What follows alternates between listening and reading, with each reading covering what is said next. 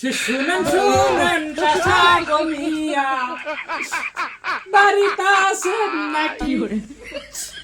আপনার কিন্তু সাইডে কিস্তি পড়ে গেছে বাকি। আজকে কিস্তি না দিলে আমার কিন্তু গোসা করি থাকবো না চাচা। বলি যে আপনারে গো